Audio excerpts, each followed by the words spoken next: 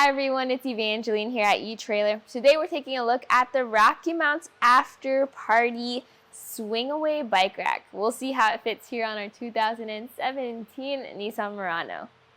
This is going to be a dual wheel mount rack that's very versatile, meaning you can carry a lot of types of bikes, plus this one swings away. So if you want full access to your hatch, you have options. So you could either tilt the rack away if you need quick and easy access, or with the use of some knobs and some levers, bring this all the way out. Underneath the rack, you're gonna have this bright blue lever. I already got it started because there is a lot of thread to it. But once it's loose, and you'll hear it rattle around a little bit, so you know it's good to go. Just like that. You can then pull on this blue knob and disengage the entire system. Now what we're going to do is we're going to swing this all the way out. You have some options here. You can swing it out 90 degrees or go for an almost full 180. And now you have full access behind your Murano. You're able to open up that door, not worrying about any contact with your bikes or your bike rack. You can grab whatever you want from back here, set up your campsite behind your vehicle, hang out and switch out your shoes. Things like that can be done without having to worry about making contact with your bikes or having to take them off. Now we're gonna bring everything back in.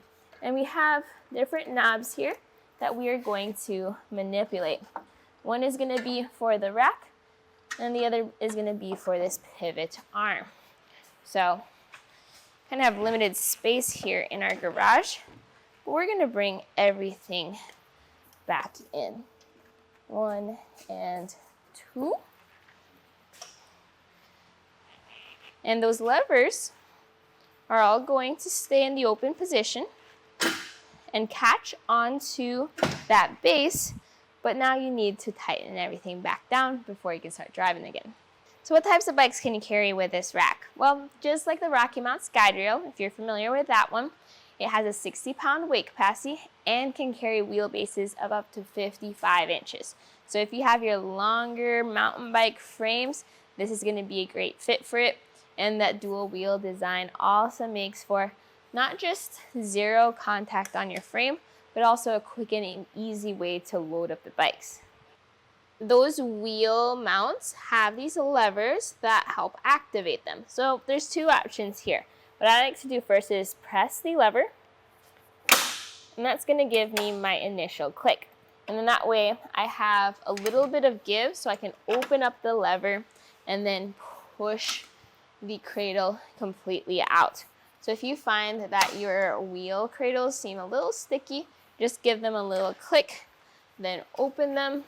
And these cradles can actually go all the way down to the ground if needed, especially for those heavier bikes. Since this rack does sit a bit high up, and if you are loading this bike rack to its maximum weight capacity, that might be a lot of weight that you have to lift pretty high up or down to get going and to get ready to hit the trails. With these trays, you do have the option to slide your bike back and forth to get the best fit with each other. It also helps that you have stadium trays, so one sits higher up, again, giving you more versatility for your bikes.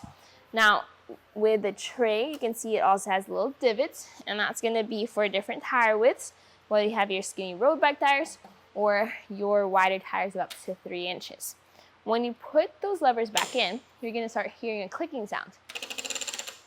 And that's because this is now engaging against your tire and securing it. The clicks start really early, and that's what gives us our higher maximum wheelbase of 55 inches. Again, pretty impressive for a tray style rack. The AfterParty sits a little bit higher up and further out compared to the RockyMounts guide rail. And if you take some measurements here on the Murano, what I like to do is I like to measure from the bumper to the end of the rack. This sits at 28.5 inches. So still on the more compact side compared to some humongous 2-bike carriers. Another measurement is going to be ground clearance though. So let's measure from the cradle, or I guess the tray, to the ground. 24 inches on this side and 21.5 inches on that side. That's going to be a lot of height that you may have to lift your taller or heavier bikes. So something to keep in mind when doing so. The perks to such high ground clearance though is when you go up steep inclines, you're not worried about your rack or your bikes hitting the ground. Underneath the bike rack, there is a bright blue lever. So earlier in this video, I showed how that lever is used to tilt the rack away real quick if you need quick and easy access into your cargo area and you don't want to swing the whole system away. But if you pull the lever, but this time lift up on the rack, up against the vehicle, you now have the rack in the compact or portable position. While it looks like it comes close, there's actually plenty of clearance between our bike rack and our Murano. So measuring for potential points of contact, that'll be from this bumper to the bottom arm, and we have 1.25 inches of space. If I try to shake the arm around, this is about as far as it's gonna go, and it's pretty stiff, so I'm not too concerned about it making contact. The next measurement though is gonna be the length this now adds to the back of our vehicle. So from the bumper to the end of the rack up top, we have it at 9 inches, and then down by the lever, we have it at 12 inches. Big difference compared to when this was folded down. You'll want your rack in this position when you're just driving around town, driving down the highway. You're not taking your bikes out just yet. We also don't want to take the rack off. This is what it looks like behind your car. Now it sits about halfway where your license plate is going to be, so that may or may not be an issue for you.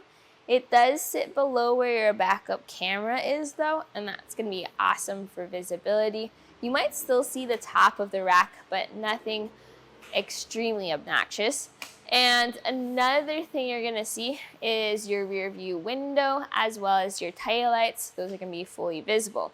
Unfortunately, we're not able to open up the hatch with it folded up in this position, but the good news is that it's simply a matter of pulling on this lever and bringing the rack down to get access to that door. If you're looking for a swing away bike rack for your Nissan Murano, well, the RockyMounts AfterParty is a solid option. It is all one piece. You're not adding on an extension. You get what's pretty much a RockyMounts guide rail along with the swing away capabilities. The main downside to this is going to be the height that it adds to your rack. So if you have another type of bike rack that you're interested in, maybe you're a big fan of the Kuat Sherpa, but you still want to swing it away, I recommend taking a look at the Kuat Pivot V2, which is an add-on extension that will be compatible with that rack. But what makes the AfterParty unique is that it's all in one, designed to go into your 2-inch hitch receiver on your Murano. If you don't yet have a hitch, you can find one here at etrailer. But today, we just saw the RockyMounts AfterParty 2-bike swing away rack on the 2017 Nissan Murano.